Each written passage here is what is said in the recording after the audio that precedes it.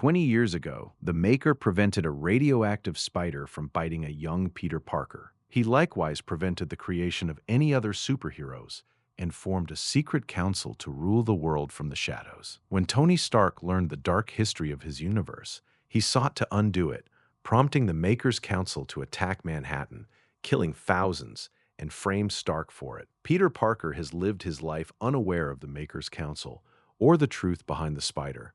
But that is about to change. January. Snow falls over a quiet New York City.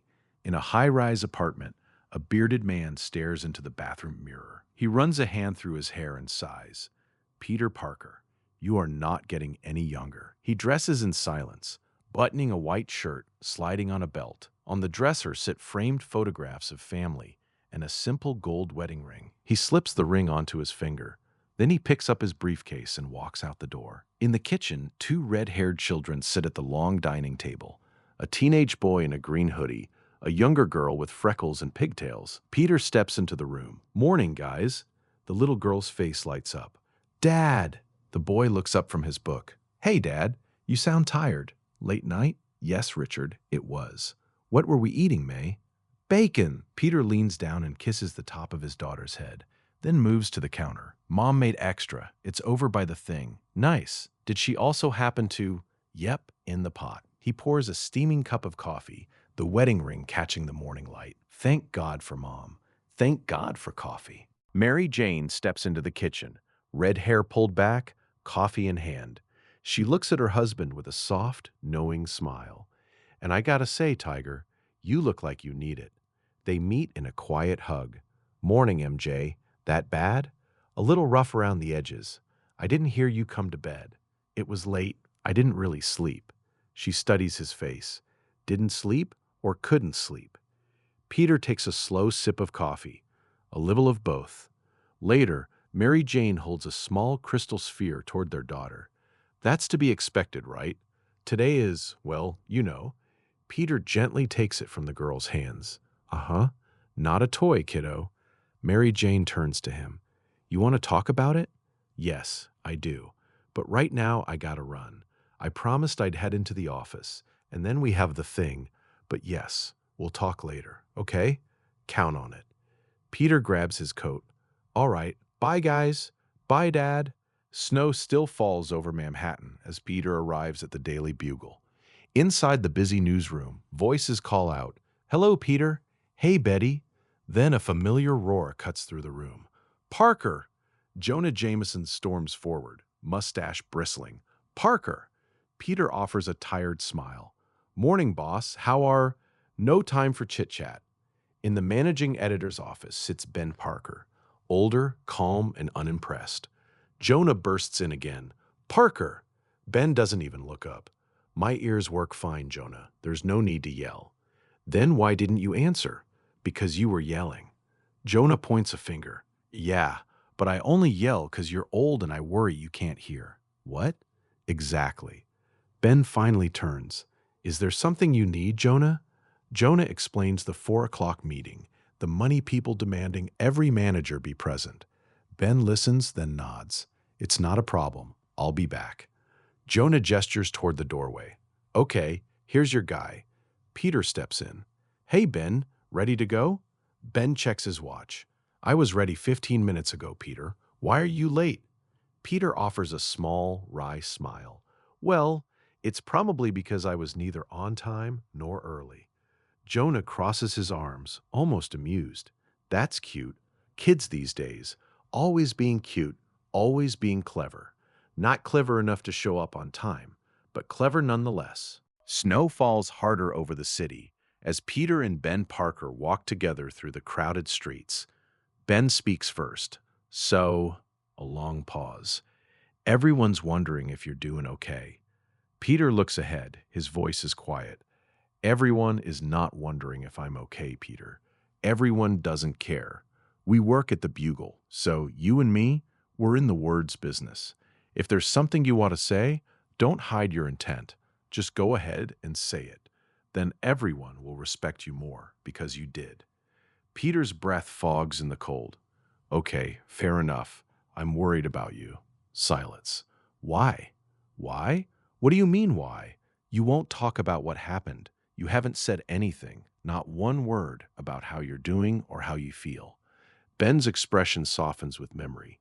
Peter, you were 15 when your parents died, and you came to live with May and I. That first year was hard for you. Heck, it was hard for all of us, but we loved you unconditionally. We protected you. I tried to teach you about the world and prepare you for it, while May was better at all this kind of stuff. But the one thing we never tried to do was replace your parents, because we couldn't. Peter's voice is barely above a whisper. Now, that was 20 years ago. It's been a long time. But has one day gone by that you didn't think about them? Is there one day that it doesn't hurt that they're gone? A long, heavy pause. Peter answers softly, "No." Ben nods. "Then you know exactly how I feel." They arrive at a memorial gathering. A large crowd stands in the falling snow before a stage. A man in a suit speaks into the microphone. "Thank you, Father. Emotional day." And Father Murdoch is right. The air is thick with memories. Another speaker steps forward, a younger man with red hair. His voice is tight with emotion. "The one I keep thinking of, one I can't seem to stop thinking of, is from when I was 7. It was the first time my dad played catch with me. Now, I don't really like baseball, and he didn't like baseball, but there it is, haunting me. And it wasn't until today, really, that I figured out why.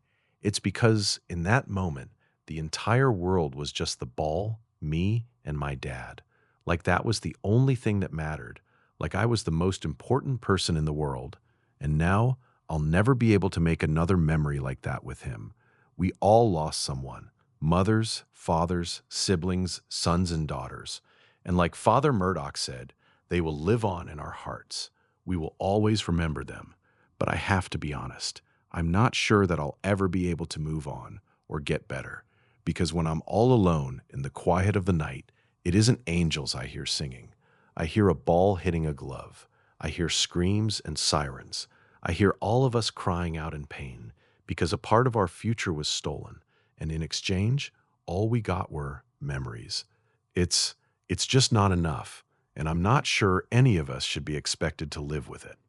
After the ceremony, Peter stands with Mary Jane and their children near the memorial. They speak with a well-dressed man.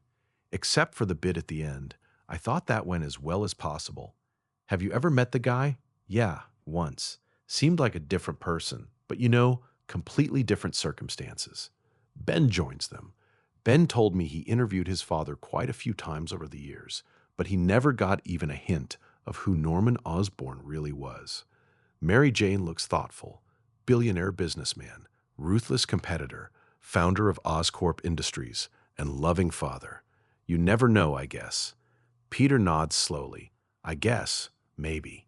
Anyway, you guys headed back home? Yeah, let's go, kids. Okay, minus any major crises, I'll be home in a bit. The family walks away through the snow. A quiet voice calls after them. Bye, Dad. Back at the Daily Bugle, the newsroom is chaotic. Jonah Jameson stands in a glass conference room, papers flying as he shouts at the executives. Peter and Ben stop in the hallway, staring. What the? Inside, Jonah's voice booms one final time.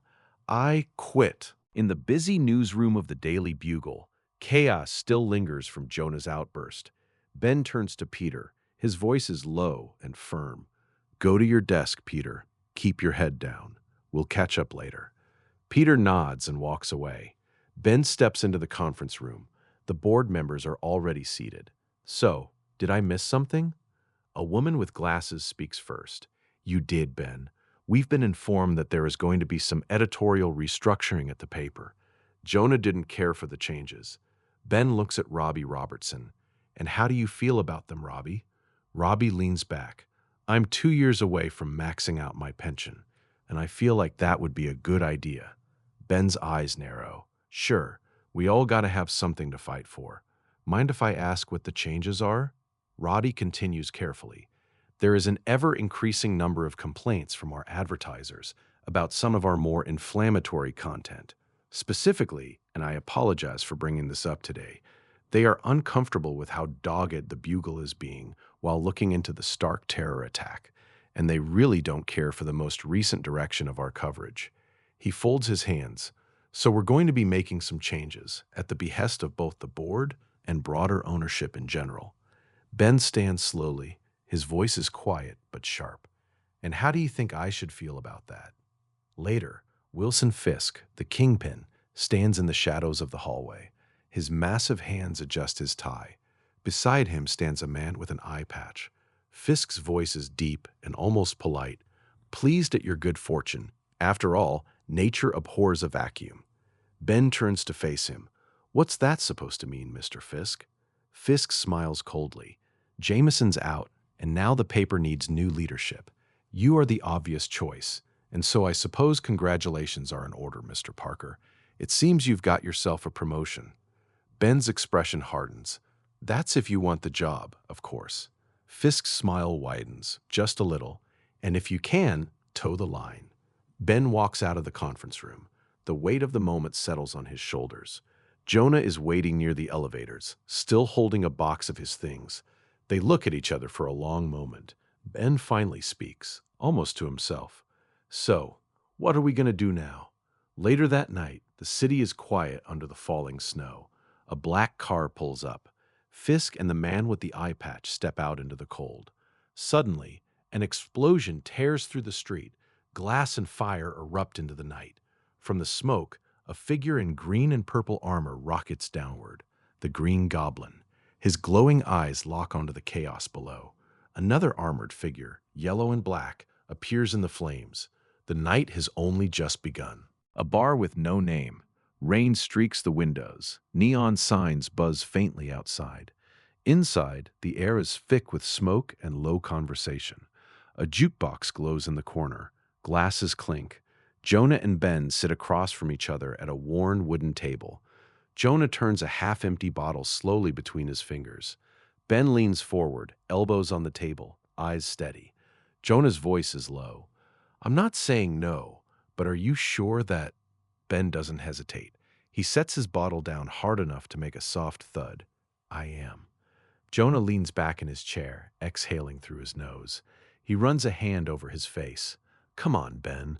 We're both old enough to know the definition of insanity. So why would we quit one job and then turn around and do the same thing all over again? Ben holds his gaze. He picks up his bottle again, takes a slow drink, then sets it down carefully. The point is that this time it'll be different. Jonah spreads his hands. Okay, still, why? Ben doesn't answer right away. He stares at the table for a moment, then looks up. Can you think of a single other thing you're good at? Jonah almost laughs. He points a finger at Ben, then at himself. Not really. You? Ben lifts the bottle to his lips again. Takes a longer drink this time. Sets it down. His voice is quieter. No, not anymore. They sit in silence. Around them, the bar continues. Laughter from another table, the soft scrape of chairs, the bartender wiping glasses. Jonah finally breaks the quiet. He leans forward again, elbows on the table. We're gonna need a name. Ben nods once. We're gonna need fire insurance. Jonah chuckles under his breath. He taps the side of his bottle against Ben's. Sure, because two old men sat down at a bar and set themselves on fire. He points at Ben again, more firmly this time. The news. I tell you, Parker, I've been doing this for 30 years, and all I know for sure is that it's a dirty business. Ben meets his eyes without flinching. We'll do it better this time. We'll do it right. Jonah raises an eyebrow. And what's that look like, doing it right? Ben's answer is simple. He doesn't raise his voice. He just says it. It's easy. We tell the truth. Jonah stares at him. He leans back slowly. The truth? The truth? A sudden loud laugh erupts from across the bar. Ha ha ha ha ha ha ha ha. Jonah wipes a hand across his eye, still smiling in disbelief. The truth. That's perfect. Thanks for that. Ben tilts his head. What? You don't agree? Jonah's smile fades. He leans in close, voice dropping. He taps the table once with two fingers for emphasis. There are some things I like to believe in, Ben, that I'm not going to die alone, that there is such a thing as justice. But in this entire universe, there's only one thing I know for sure, and that's that there's no truth in the news and no news in the truth. He leans even closer. Like I said, It's a dirty business. So how about this? We promise not to lie. Ben studies him for a long moment. Then he reaches across the table. They clasp hands, firm, brief, a quiet agreement. Sounds like a fair start. The door swings open, letting in a cold gust of rain and street noise. Peter steps inside, coat still damp, glasses slightly fogged. He spots them and walks over, pulling out a chair. Jonah looks up, a crooked grin forming. Hey, look who decided to join us. Peter sits, rubbing his hands together against the cold. I hope the two of you are enjoying yourselves. Everyone's running around the bugle like someone set the place on fire. Jonah shrugs, lifting his bottle in a small toast. It's what we do. Ben studies Peter's face. Did you get caught up in any of this? Peter shakes his head, settling into the chair. They gave Robbie the wheel, and he knows I do a good job, so I should be fine. Jonah cuts in, pointing between the two of them. The real question is, what are you two going to do? Ben answers for both of them. He glances at Jonah, then back at Peter. We were just talking about that. We've decided to start our own news business. Peter blinks. He sits up a little straighter. You want a job? Jonah grins wider. He leans in. Do you have any money? Peter almost laughs. He runs a hand through his damp hair. That's a day two problem, Peter. Tonight, I am a man who is right with the world. Later, as the others begin to leave, Jonah stands, pulling on his coat. He claps Ben lightly on the shoulder. Think it over. Night, Ben. Night. Peter stays behind. His voice is quiet, serious. He leans forward, elbows on the table. Ben, I gotta know. Ben waits, watching him carefully. How'd you do it? What? Peter's hands tighten slightly around his glass. How do you blow up your whole life in one afternoon and then just start a new one? Ben looks at him for a long time. He doesn't rush the answer. Peter, my wife is dead. You're a grown man and have a family of your own. And, given the opportunity, I just couldn't take being in an industry of compromise 1 minute more. Peter's eyes drop to the table. His voice is low. Why wouldn't I do what I did? It was an easy choice. Ben's voice softens. He leans in a little. What's going on, Peter? Peter struggles for words. He rubs the back of his neck, then looks up. Well, my wife is very much alive, and I have a family and responsibilities that exceed professional bliss. I don't know that I can blow everything up just because I want my life to change. Ben starts to speak, but Peter raises a hand, stopping him. I'm not talking about that.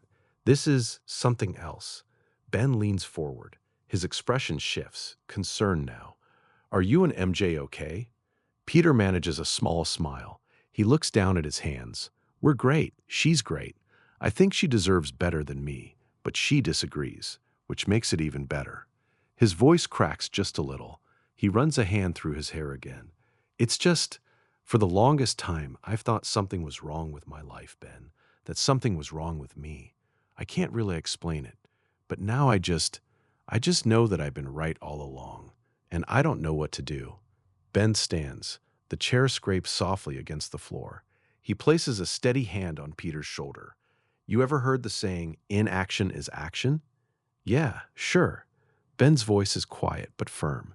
Well, that's just a garbage way of saying don't spend your life waiting for something to happen.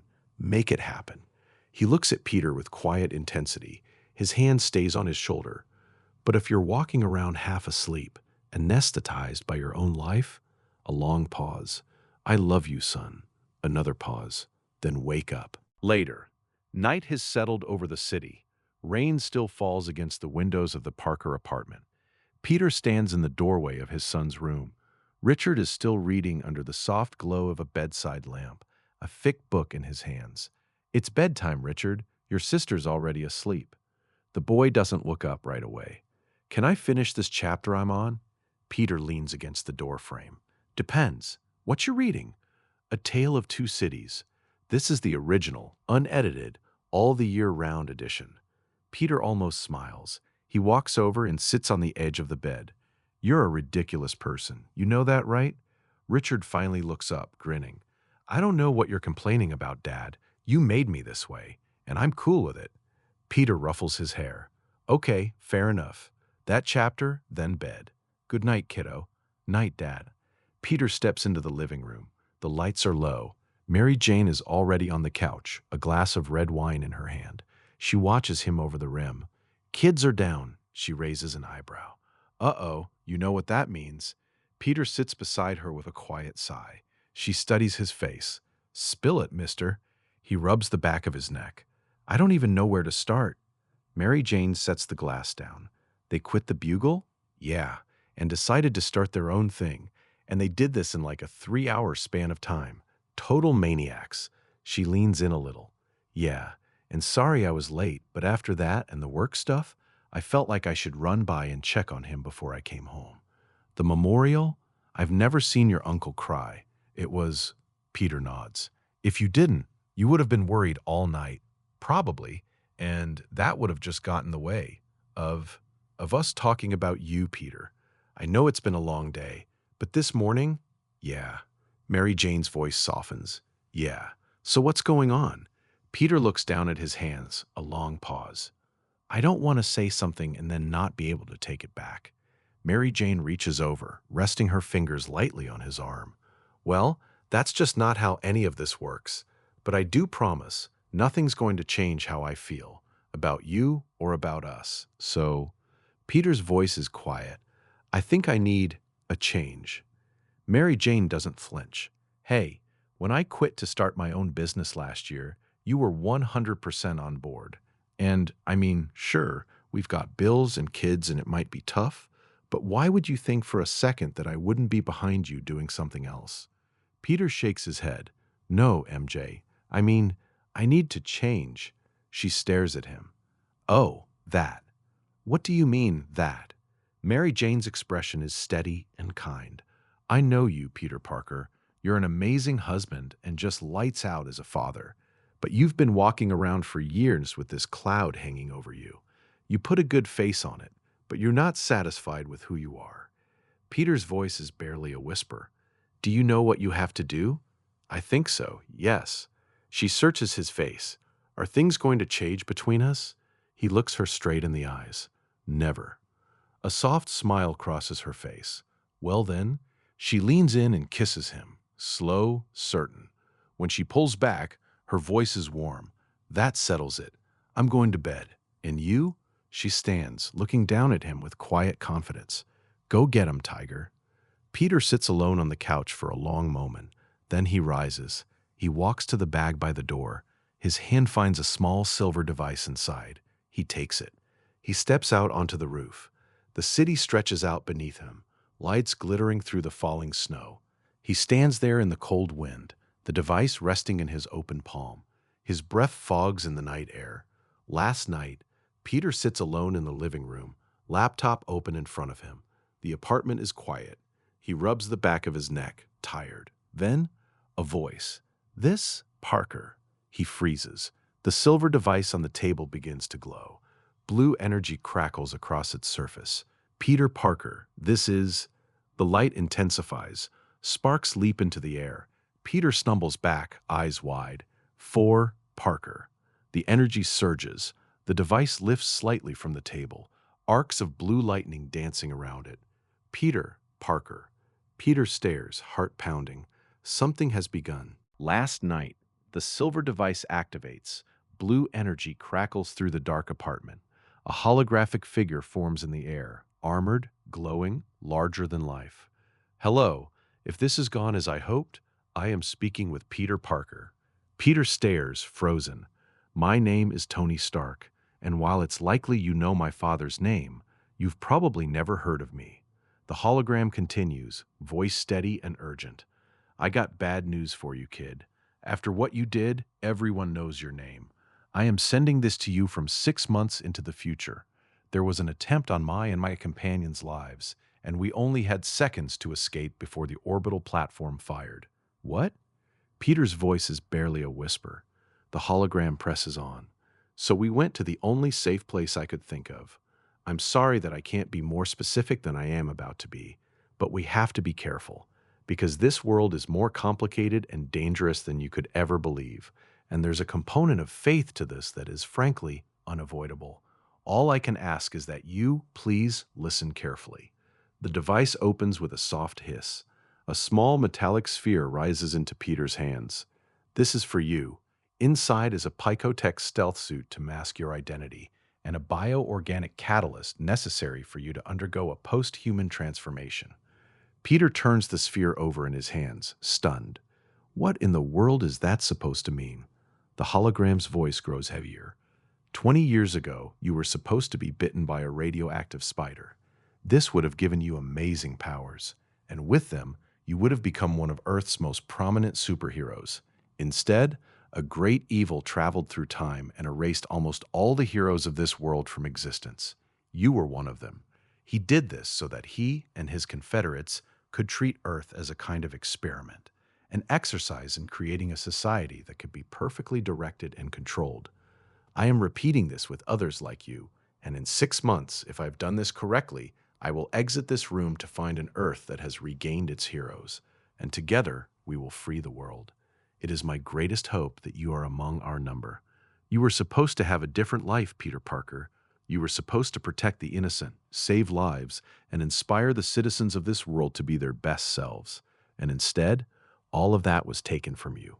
Now, Peter stands alone on the rooftop. Snow falls around him. The city glows far below. He holds the sphere in both hands. A voice echoes in his mind.